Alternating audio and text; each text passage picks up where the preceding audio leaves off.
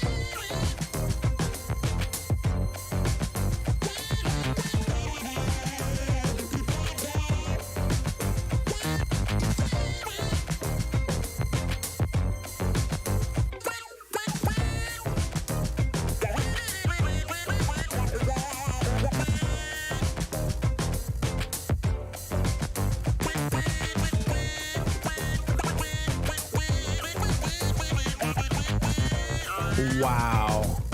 Wow. Holy shit. People. People. Welcome to the SydStream. My name is Sydney.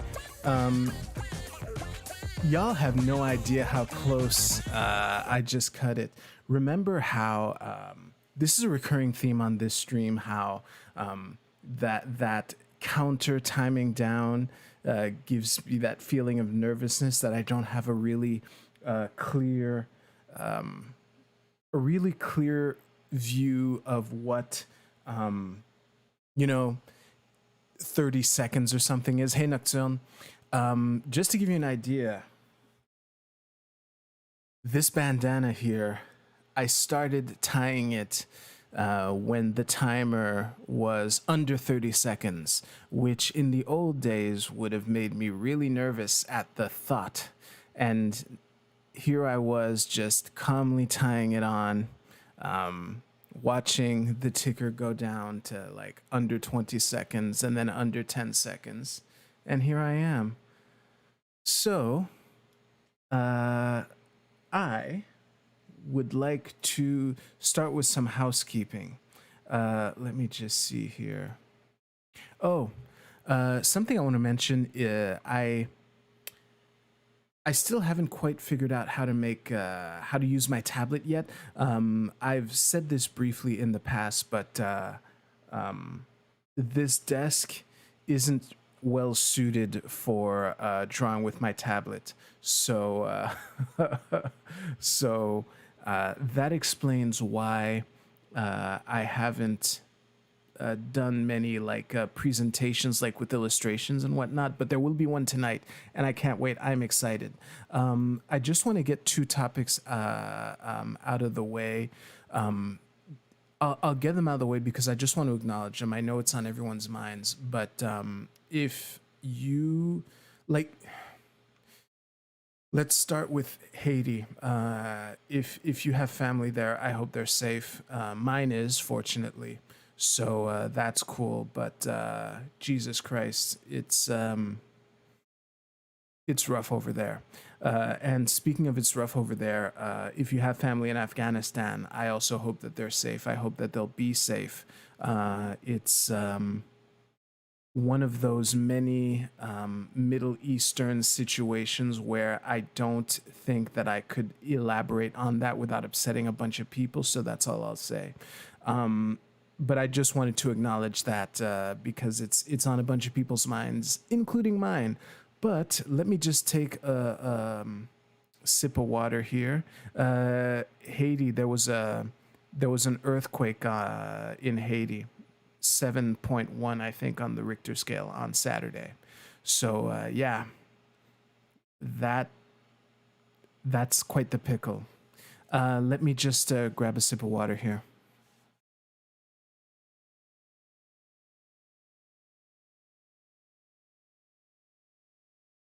All right.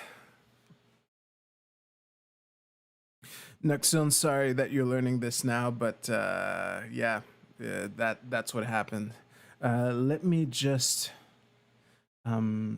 say I wanted to before we get started with tonight's talks, I wanted to do some quick technical analysis. So let's just look at some cryptocurrency charts here. I don't do this very often, but it's interesting to take a look here. See, the drawings. Thank you. Whew. For some reason, when I opened TradingView last time, my drawings didn't carry over, but now I'm happy to see them. Bitcoin is pulling back. I was not expecting it to fall under this line here, which had been. It seemed like it had been an important one for a while, but apparently it broke. We'll see how long that gives. I don't know how. Like these are GAN analysis is just like another kind of market geometry, right? But I'm very curious to see what's going to happen here between August 21st and August 25th, because there are a bunch of lines here that are intersecting in that area. Now, it's quite possible that nothing will happen, but as I was watching this take place, I can't help but be attracted to areas where a bunch of lines intersect like this. I'll just take a look at Ethereum real quick before sharing something that I haven't done in a while, which illustrates why I'm super optimistic about crypto in the short to medium term. Let's take a look at here. Okay. Honestly, like for someone who doesn't trade, again, I have the skill for other reasons, but for me, I consider all of this to be sideways action. Yeah, there was a little bit of an uptick here, but then it fell back down, and now it seems to be bouncing back. But this is the candle for tomorrow, so there's an entire day of trading left before this candlestick closes. We'll see what happens. But switching back to Bitcoin for a second, one thing that I never do this because there isn't much point. But something that I always like to pay attention to, again, the main things that I pay attention to are the candlestick patterns. I say this all the time, but something that always gives me optimism is when there's a trend reversal on multiple charts. So on the daily chart, there's clearly an uptrend that's been going on for a while, and that is also reflected on the weekly chart here. However, one thing that I haven't checked in a long time, which I did earlier, a couple days ago, was to look at the monthly chart, and this monthly chart is looking good too. So, based on this, to me, based on the candlestick pattern alone, this is like a reversal pattern on the monthly chart, which is kind of huge. All August is a couple weeks short of closing. So as long as, what was the open here? 41,489. So as long as Bitcoin holds over, it closes over, let's say, 41,500 or something like that. There's a good chance that the this trend will continue for a couple monthly sticks. Obviously, that is hard to predict. I mean, just to give you an idea,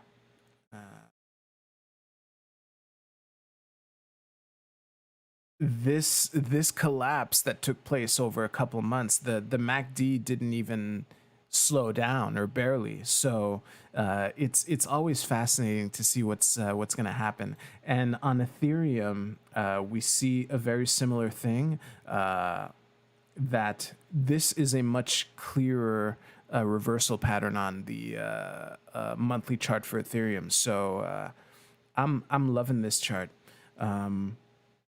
The weekly MACD has crossed over, and Bitcoin, it's a bit of a race, but we'll see. Anyway, the key takeaway that I wanted to put forth is that I hadn't looked at the monthly chart for a long time. I mean, there isn't much point because one candlestick is a month. So yeah, of course, there isn't much point looking at this for like every day or whatever. But yeah, it's really exciting to see.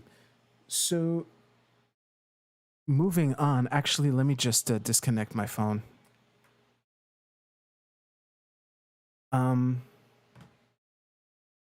Moving on.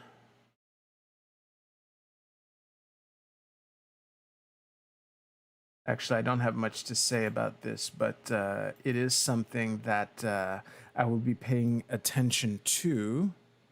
Yes, I want to leave the site.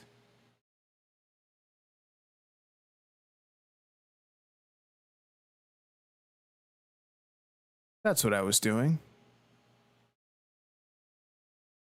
So yeah, in news that not that many people watching this will care about, but I do. Canada is going into election season. Like, according to most of the people that I've seen talk about this, this is probably just a political move on Trudeau's part to try to switch from a minority government to a majority government. Because when, to my American friends, when you have more than two parties, when you have more than two viable parties, sometimes the party that has the most seats doesn't necessarily have the majority of those seats. So that forms what's called a minority government. And although it's been difficult for me to pay attention to this, I definitely will, because you know, I've had I don't want to say too much because my channel is too small to risk getting algorithmically slapped, but there have been some issues at the forefront that have made me more interesting in potentially voting. And you know, even when I don't vote, I said this story last week. I haven't voted in almost 10 years, and that was for a provincial election. My main motivations for this election cycle, which will be quick, just to give you an idea. Whoops, those are my notes. The election day will be September 20th, and the election was launched 2 or 3 days ago. So this is going to be a very quick 5 week election cycle. So that explains in part why I'm not as informed as I would like to be. But where I was going with this is even when I don't vote, which is most of the time, I'm very interested in paying attention to the campaigns. I consider electoral campaigns to be like, I call it the sophistry Olympics. Like the best liars in a geographic area are going to compete to see who can persuade their local population to vote for them. And especially the debates, it's a really good opportunity to sharpen your mind and see like what the best liars in the nation are up to. And yeah, it's going to be fascinating. But my motivation for this cycle is to basically find out if it's worth me showing up, because in the county that I live in, on this hot button issue, if basically if the liberals clearly support it, and the only other option is Bloc Québécois. So if the liberals and the Bloc Québécois both support this, it's very difficult for me to find it worthwhile to show up and vote. But I will pay attention. I would hate to. Jesus Christ, it's really disappointing when I see that, as far as the major federal parties in Canada are concerned, that the ones that are most aligned with my values on this particular issue are the Conservatives and the People's Party. Like, the Conservatives are a viable party, but not in my county. I don't think my county has ever elected a conservative representative, and the People's Party, they're too young. They have already been framed as being like fascist light. It's going to be a really long climb. Yeah, it's going to be interesting. I don't know to what extent I will share what I find, or to keep y'all updated, because I know that a lot of my, well, about a third of my audience is American, and I know y'all don't care. But it is interesting to me. I will be paying attention to it. So yeah, if I can find a way to make it relevant, I'll definitely do that. One thing that I want to say before moving on, it amazes me.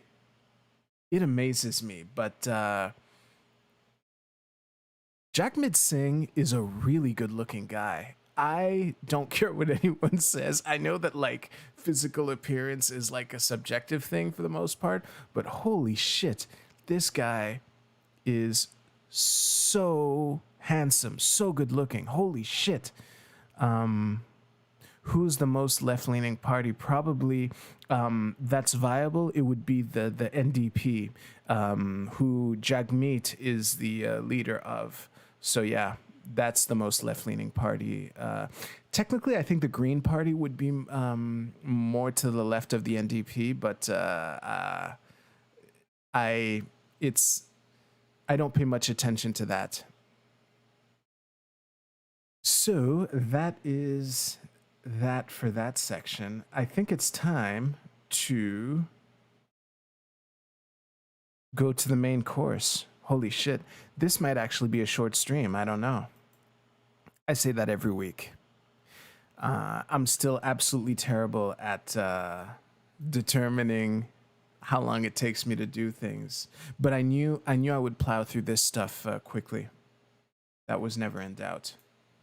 And I have a lot of bullet points for this topic.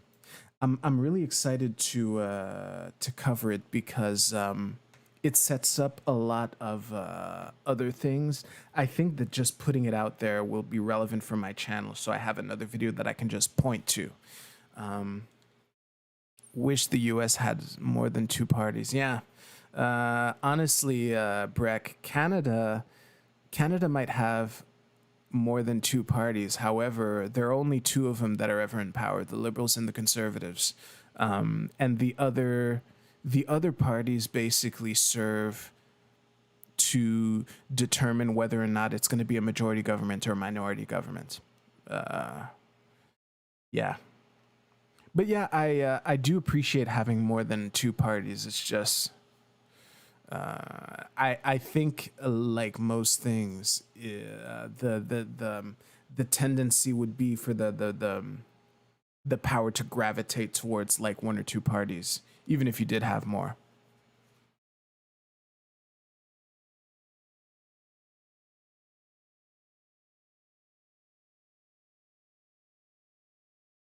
All right, let me just prepare the slides for the first segment, and we will get started.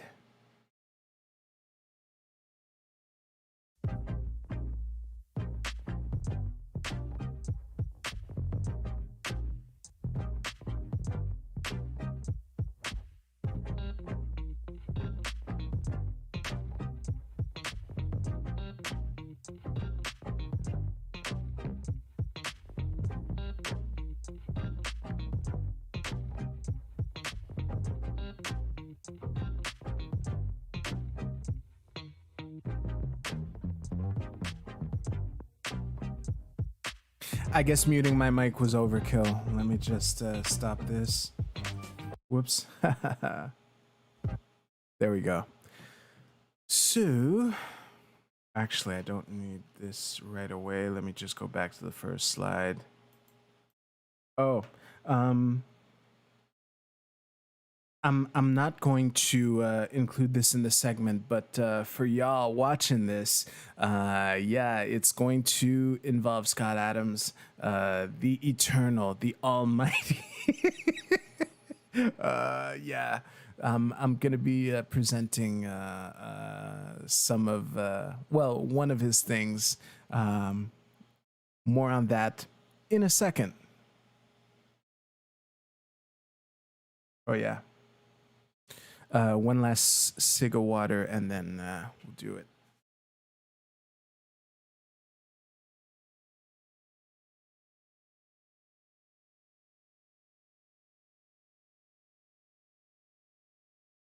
Okay.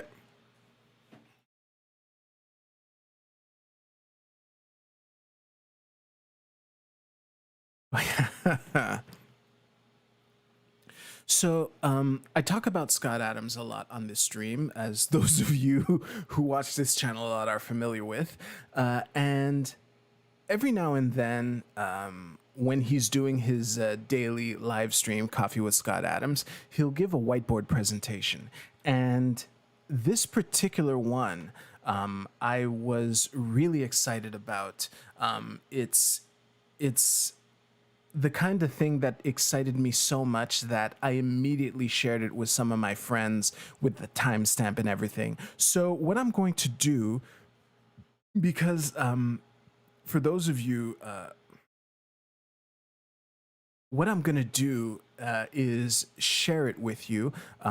I will link to the original video in the description with the timestamp. If it doesn't work, it's 34 minutes and 16 seconds, but you're here, so you can watch mine. The presentation is on the 6 levels of awareness. So let me move over here.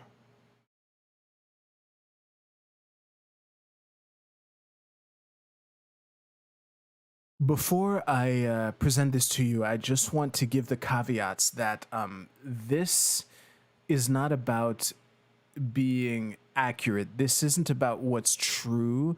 It's more like a filter or a lens with which to look at reality.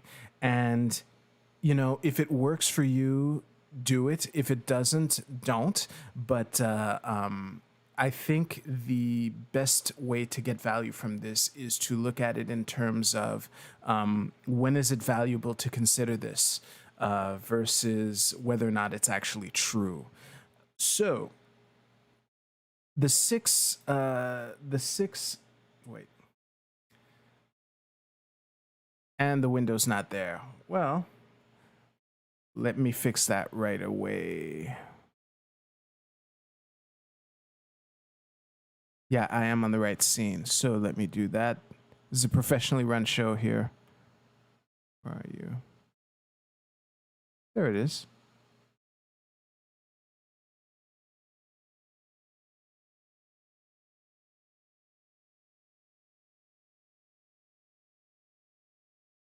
Where are you?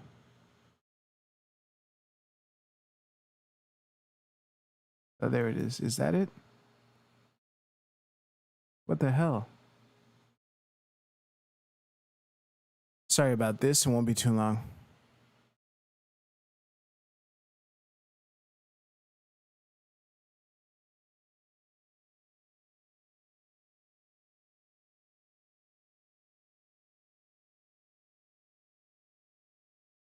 What the hell?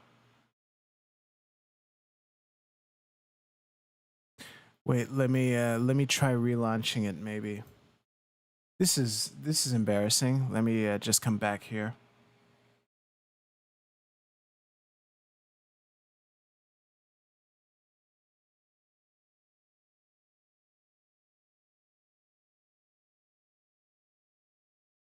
Hmm.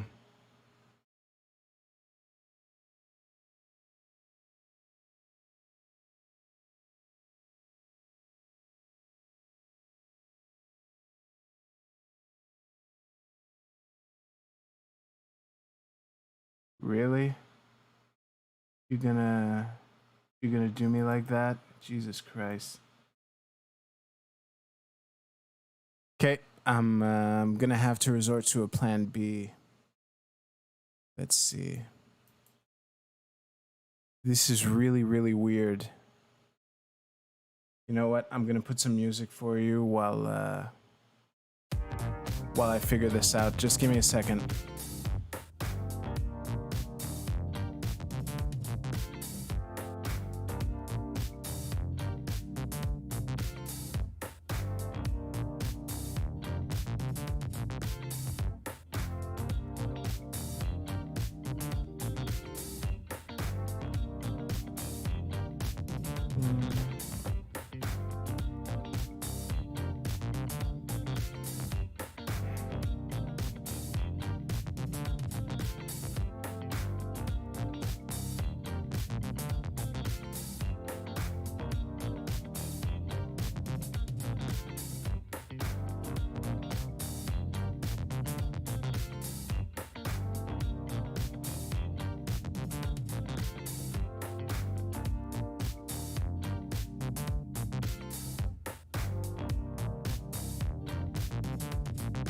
Oh boy.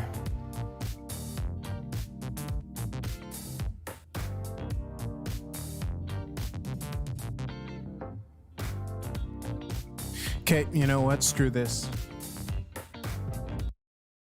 What I'm gonna do, I'm gonna open these on my browser and use that. I don't know why. I don't know why this scene decided to die on me, but I guess I should have tested beforehand. Sorry about the inconvenience.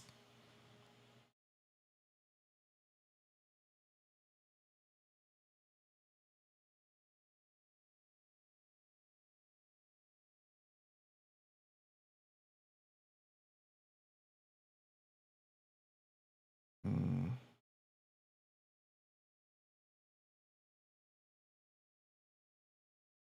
Oh, I know what I'm gonna do though.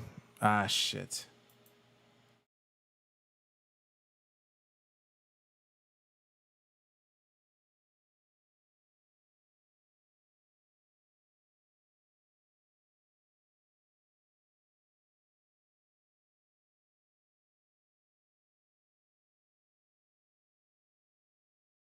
Okay.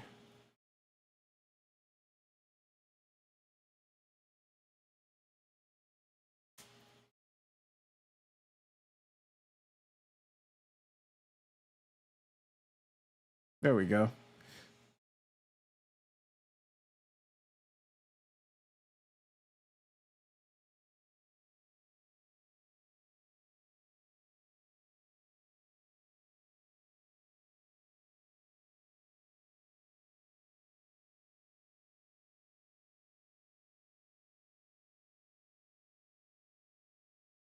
Crap. I wish I had your melodic voice. Aw, thank you.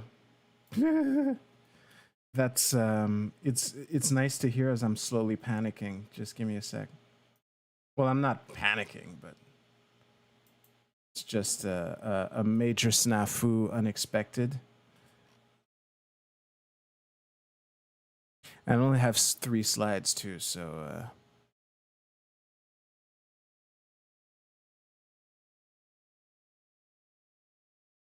okay, I'm gonna do something and then yeah, wait, is this the image share? Okay. So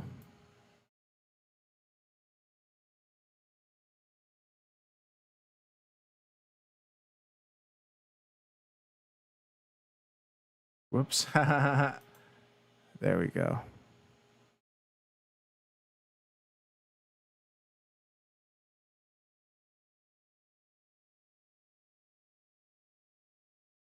Okay.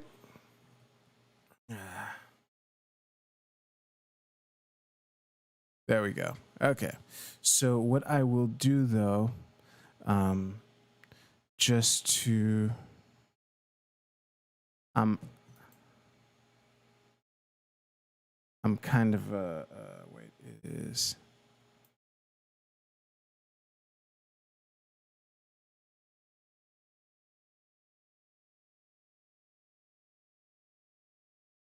there we go. That will work. Okay. Now we're back in business. Let me just go over whoops. Like that. Okay, we're back in business, baby.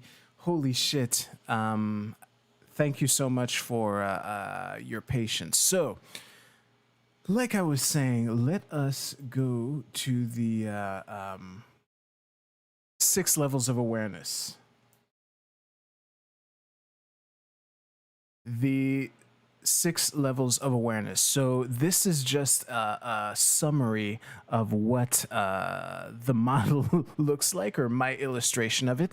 The little halo here is a clue of my bias, but that will be clear in a moment. So let's focus on the first 4 levels. So at first, you start as being innocent, and these names are the names that Scott gave. So I didn't change the names of these levels. So when you're innocent, you believe what the authorities tell you.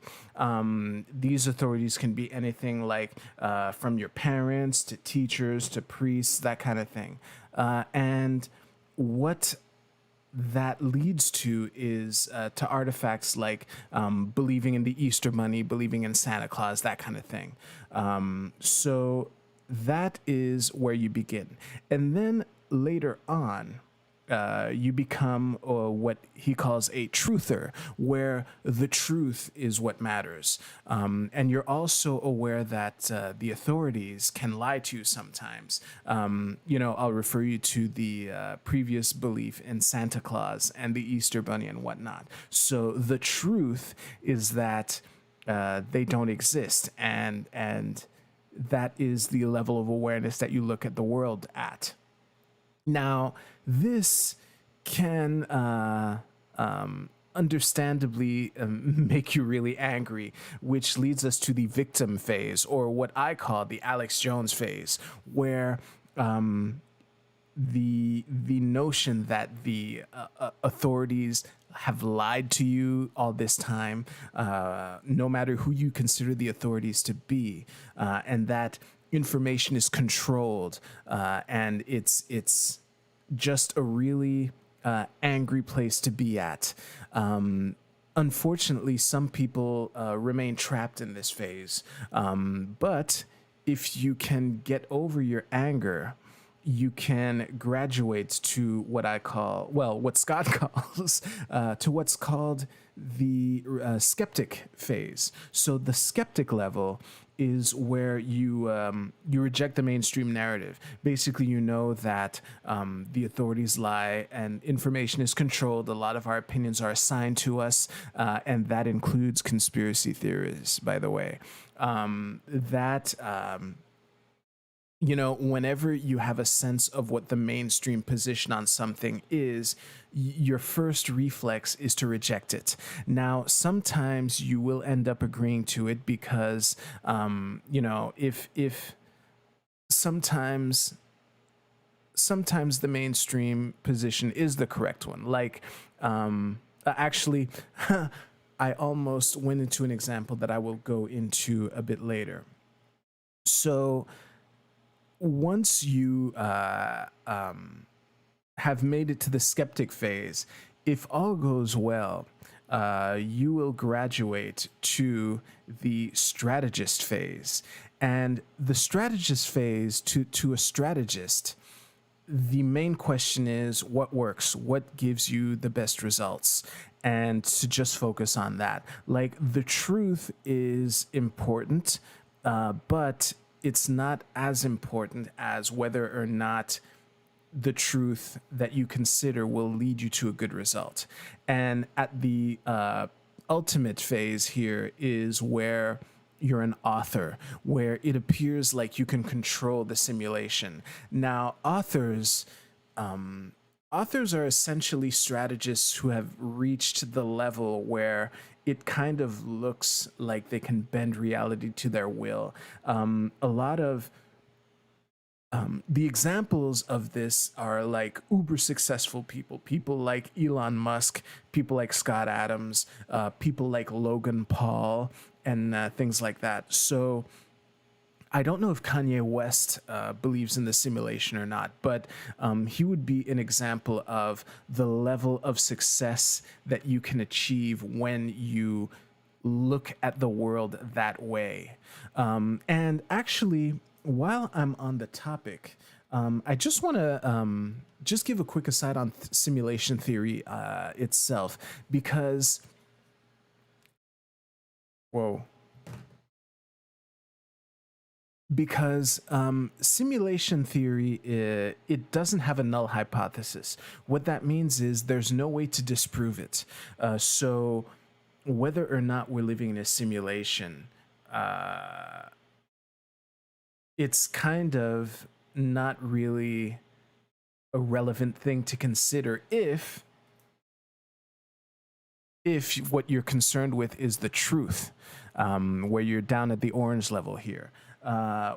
If you realize that there's no way to disprove it, it kind of becomes just an interesting thought experiment. And for me personally, this was combined with the fact that the first person to, beyond like the philosophy courses in high school and early college, where we were talking about Descartes and his universal doubt and things like that. The first person in my adult life to talk to me about simulation theory was not the person to persuade me on anything. Like, when he presented it to me, I immediately realized that there's no way to disprove it. Up to that point, my strategy was that if something can't be disproven, then there's no point really thinking about it a lot, because the truth is what matters. I was still a truther back then. However, I have since come to terms, like, I consider myself a strategist, which is why, if looking at the world as if you were living in a simulation will give you better results, then there's value to that, whether or not it's true. And something that can be valuable to consider is that when you look at the world with this filter, there are a lot of disagreements which aren't necessarily disagreements. It's just that the conversations are happening between people who are looking at the world from different levels. Now, I tried hard, desperately hard, to find a concrete example that wasn't COVID related, or also that wasn't. Yeah, I tried really hard to find an example that wasn't COVID related. So I settled on abortion. So if we well, actually, abortion is one of the examples that I will explore a little. So, if a common thing that people talking about abortion get bogged down is the question of when does life begin? When is a fetus? When does a fetus stop becoming a group of cells? Well, at the fetus stage, I would assume that. Anyway, the question is, at the truther level down here, when does a group of cells start becoming a person? And, you know, some people say that it's at conception, some people say it's at birth, some people, I would say most people say it's somewhere in between. But at the strategy level, the discussion can be more productive in the sense that what would give better results? I would argue that no matter when you can, even if you consider that life begins at conception, the notion of forcing a woman to carry a baby until the end, I think you can see how that could lead to bad results. And from the strategy point of view, it might not be the best thing to, force women to carry babies to term. Yeah, I know, trigger warning. So the thing is, yes, there can be disagreements as to, like, if the woman wants to keep it and the father doesn't, or vice versa. However, I would like to think that you can even concede, like, even the most hardcore pro-lifer will typically concede that if the mother's life is in danger, we have to save the mother. And I would hope to see that if you look at it from the strategy point of view, that imprisoning doctors who are offering a service that is wanted, or imprisoning mothers for having an abortion, can lead to bad results. So that's just something to consider. Now, another less provocative example that I thought of is also political action. So, in the general sense, like, I covered this last week, but something that libertarians do a lot is that they will view their own moral purity and their own moral consistency as an excuse to not get involved in the system. So, something as simple as voting. Like, yeah, the truth is that voting your vote probably won't change that much. It's really the idea of the aggregation, or even if we don't consider voting, something like protesting or signing petitions. I think the truth is that, well, in a lot of cases, that you could have a fucking petition with every adult in the fucking country to have all those names on it, and it won't necessarily change anything, because the person in charge can just do whatever they want. And unless there's a mechanism in place to like a recall election, or some kind of way to cut someone's term short, then it's reasonable to assume that it might not change much. However, from a strategy level, I think that it's important to realize that if you don't show up for political activism, your political opponents will, and they will be overjoyed to see you not there. And that's why, if there is an opportunity for you to do it in a way where you won't like hate yourself in the morning or whatever, then it might be a good idea to actually do it. Yeah. Let me just look at my notes here to make sure. So yeah, I think that in our day-to-day lives we spend like our time like traveling through these different levels. I don't think, unless you're so rich that you have fuck you money and that you can just do whatever the fuck you want whenever you want, it's very difficult to live your day-to-day life at the author level all the way at the top. However, if you first of all, get over yourself at the victim stage, at the yellow stage, and at least try to work your way to focusing on what works. Is it that useful to automatically reject what the mainstream opinion is? Or is there something more? Is there a way that you can make your life better? That you can, live a better, happier life. And I think there's value to that. And I gotta say, when part of that, for me personally, part of that strategy, part of the way that I try to get best results over the truth is that hey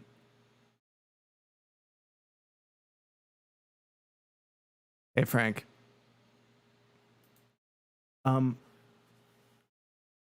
part of what makes my life better is to recognize situations where there are really two different ways of interpreting reality, and there is not necessarily an advantage to considering one over the other. So, two examples of that would be the reign of Donald Trump. I think that to a lot of people, Trump was essentially like a crypto fascist or whatever. And to other people, he wasn't that bad. But, the bottom line is, after his defeat in November, it's pretty reasonable to interpret that he kind of went off the deep end. And to observe Trump's behavior between November 3rd and January 20th, there are two main ways to interpret this. Either he was not that bad, however, his defeat in the election kind of sent him off the deep end, or he was always, a crypto fascist, a crazy, sycophantic tyrant, and the mask fell off for us to see who he really was. And for me personally, I don't see an advantage of one reality over the other in my particular, in my day-to-day life. So I just won't pick one. I'll just recognize that there are two realities, and that's it. Another example is McAfee, John McAfee.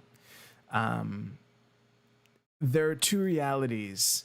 Either John McAfee was killed in his prison cell, or he faked his death and is living it up on some private island somewhere. Now,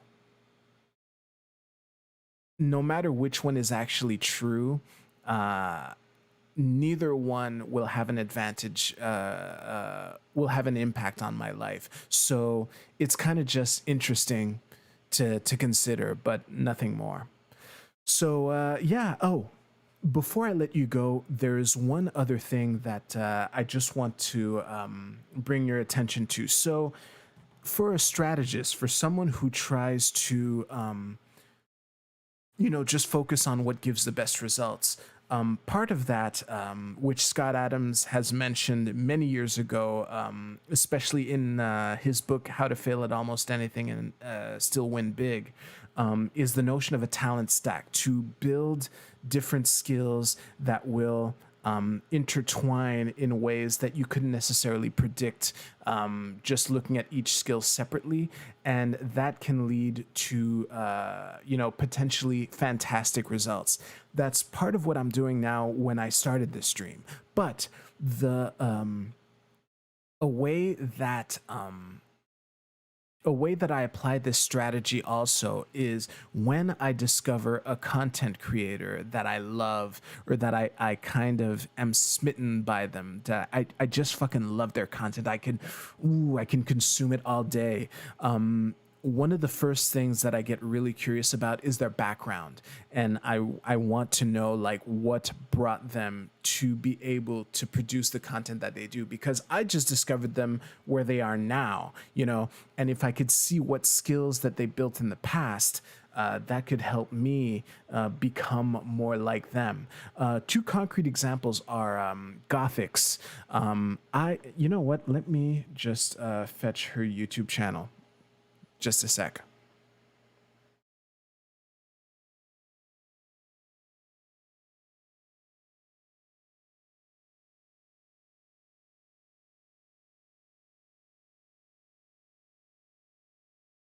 Oops. Yeah, I'm live right now. Haha.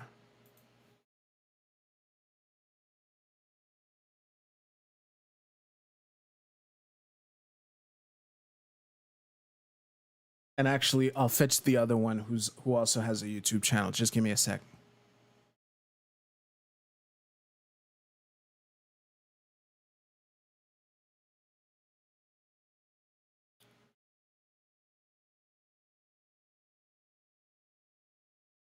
Cool.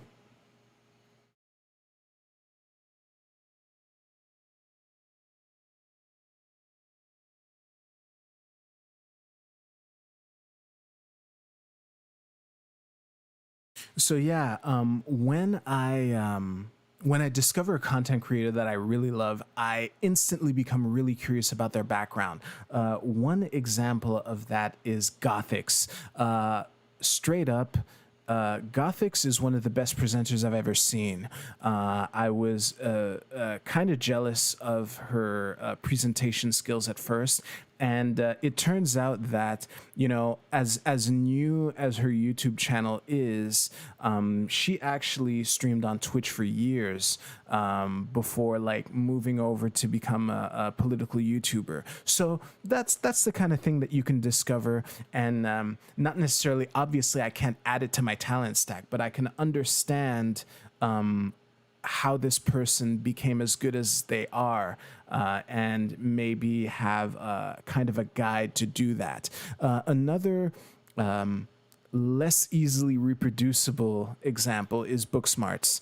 I fucking love this guy. The reason that it's less easily reproducible is because looking at his background, what he did professionally for a while is help people write term papers for like in academia. And an advantage that he got by doing this is that he got to read and critique and offer corrections for advanced academic papers in a wide variety of fields. So when we talked about the talent stack from earlier, so not only in the process of doing this does he become good at conceiving and presenting arguments, but also you kind of have to look up things in the different fields like psychology, literature, that kind of thing. So those things all combined to him producing the kind of content that he does. So that is the crux of what I got to say. So I would encourage you, as much as the truth is important, as much as it's angering to realize to the extent to which you've been lied to, if you could focus on what works, you might be able to control the simulation. So actually, before wrapping up, I will just read the chat real quick. Oh, wait.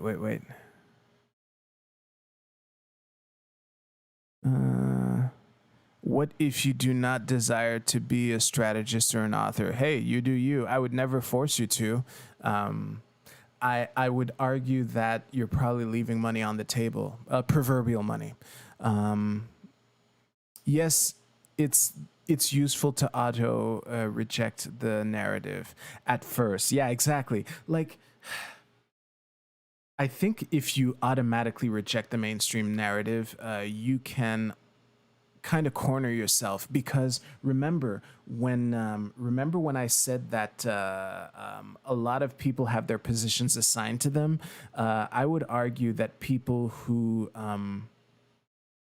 when you automatically do the opposite of what the mainstream tells you to do, you're just as gameable as people who automatically accept it. So you're equally vulnerable. Like, do you really think that the powers that be don't know that there are a bunch of people like you?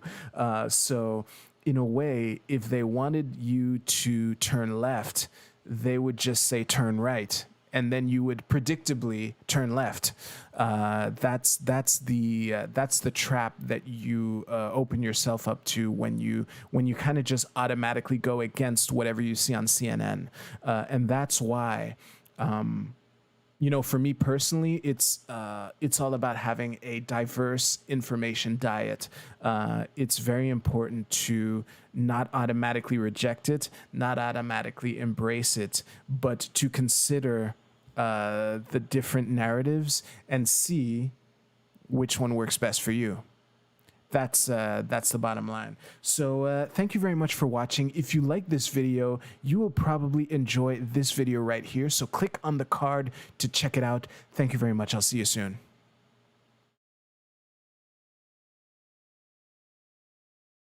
Well, that went well. Ever watched Timba on Toast? I have no idea what you're talking about, Breck. You know what? Okay. I'll be real with you. I was considering cutting the stream short. I don't particularly feel like playing Stardew Valley. I am so glad that y'all showed up. Let me just make sure something here. Man, I'm really gonna have to find out why. I'm really gonna have to find out why the image sharing thing died on me. That was really embarrassing. And thank you to those of you who are still here watching me struggle through that. That must have consumed like 10 minutes of time or something. Jesus, that was really bad.